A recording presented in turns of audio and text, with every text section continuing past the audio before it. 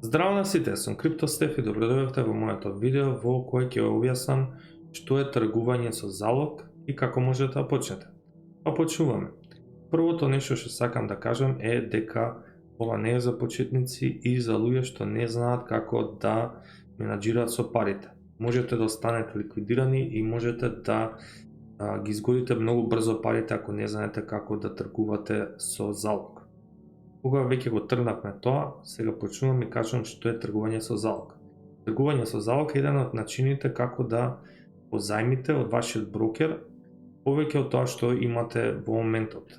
Значи, во моментов можам да поземам од моето портфолио 5 пати повеќе од тоа што го имам. И тоа значи дека можам да тргувам со многу повеќе позиции на сите овие коини што ги имам. Од тој аспект мене ми е подобро да идам на марџин него да седам и да чекам на спот. Иако на спот има некогаш шанси за повеќе профит. На тргување со залог можете да се обложите на двете страни, да цената иде нагоре и надоле. Кога идете нагоре се вика long, кога идете надоле се вика short. А во случај кога цената ќе дојде до ликвидација, вашето цело портфолио ќе иде во рацете на брокерот. За да не се случи тоа за ликвидација, треба да знаете како да калкулирате позиција. За тоа ќе направам доследно видео, каде што ќе објаснам како што можете да направите, како можете да калкулирате позиција. Но во наједноставен случај е да речеме дека сакаме тука да отвориме long, гледаме дека е убаво и имате ризик од 5% и сакате да таргетирате големиот дел. Во овој случај имате некаде околу 1:2 ризик, со тоа што 4%. Сега зависи од вашето портфолио, калкулирате, ако ви имате 1% ризик од $1000, тоа е $10, поделено со 4%, добивате дека сакате да ризикувате $250. И во случај да удри вашиот стоп, тогаш губите само $10, а добивката ви е 10 или $20, зависи дали ќе играте 1:1 или 1:2. Од тој аспект, тоа беше малку кратко видео за како да калкулирате позиција.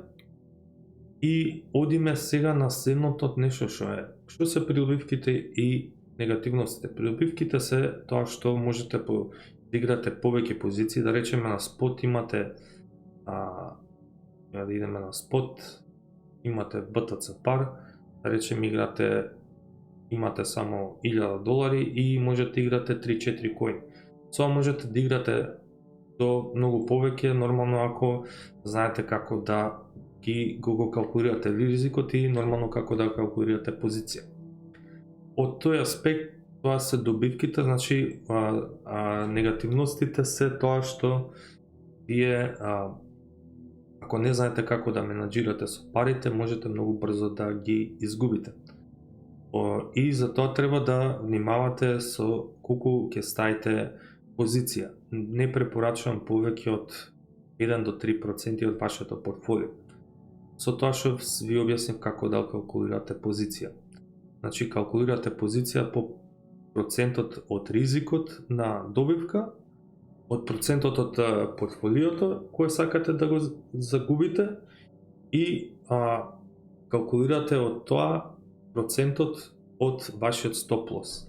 Значи, ако процентот ви е 5%, од $10 ви испаѓа $250.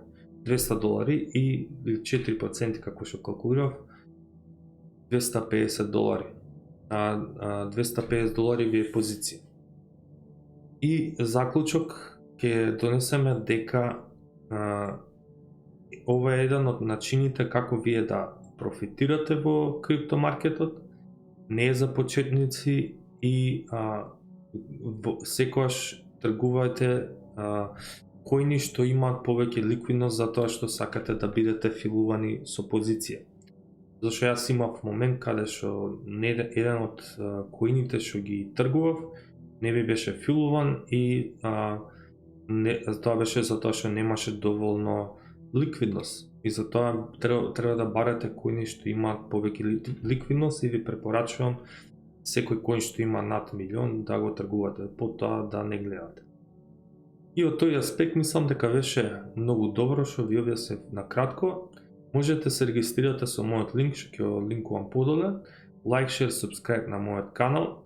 И ако имате некои прашања, слободно поставете ги во коментар. Поздрав!